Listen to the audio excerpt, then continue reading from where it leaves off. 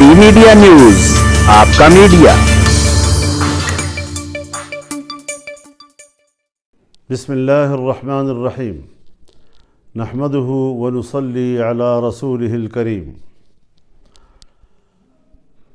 Supreme court of Pakistan کے chief justice جناب فائز عیسیٰ صاحب نے ایک قادیانی کے خلاف درج مقدمہ پر اپنا فیصلہ سناتے ہوئے قادیانیوں کو اپنے مذہب کی تبلیغ کی اجازت دی ہے۔ ان کا یہ فیصلہ شریعت اور آئین اور قانون کے خلاف ہے، اس سے متصادم ہے، اور ہم اس فیصلے کو علی الاعلان مسترد کرتے ہیں۔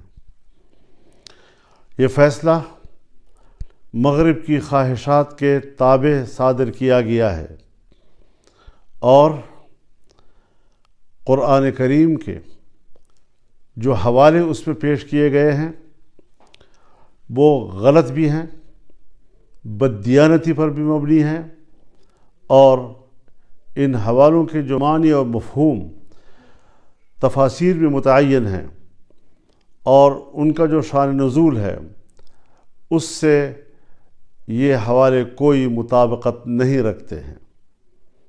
عقلی لحاظ سے بھی دانشور اس کو مسترد کرتے ہیں۔ لہٰذا سب سے پہلے جمعیت علماء اسلام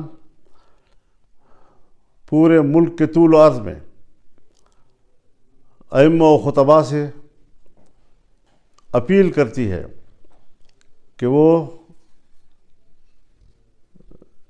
جمعے کے روز اپنے خطبوں میں سپریم کورٹ کے اس فیصلے کے خلاف آواز بلند کریں، ختم نبوت کے عقیدے کے تحفظ کے لیے بھرپور آواز اٹھائیں اور شدید الفاظ میں سپریم کورٹ کے اس فیصلے کو مسترد بھی کریں، اس کی مذمت بھی کریں۔ میں عالمی مجلس تحفظ ختم نبوت سے بھی اپیل کرتا ہوں کہ وہ فوری طور پر اپنا فرض منصبی ادا کرتے ہوئے تمام مذہبی جماعتوں، علماء کرام اور دانشوروں سے رابطہ کریں، آئینی ماہرین سے رابطہ کریں اور اگلے کسی اقدام کا وہ فیصلہ کریں تاکہ اس معاملے کو ہم منطقی انجام تک پہنچائیں، عوام کی تائید کے ساتھ، عوام کی مکمل موافقت کے ساتھ۔ پبلک کو ہم نے اس حوالے سے آگاہ کرنا ہے اور ان کو اس فیصلے کے خلاف متحد کرنا ہے، ایک پلیٹ فارم پر لانا ہے۔ ہم نے انشاءاللہ العزیز اس حوالے سے کسی قسم کی کوتاہی جو ہے وہ اس وقت ملک اور قوم اس کا متحمل نہیں ہو سکے گی۔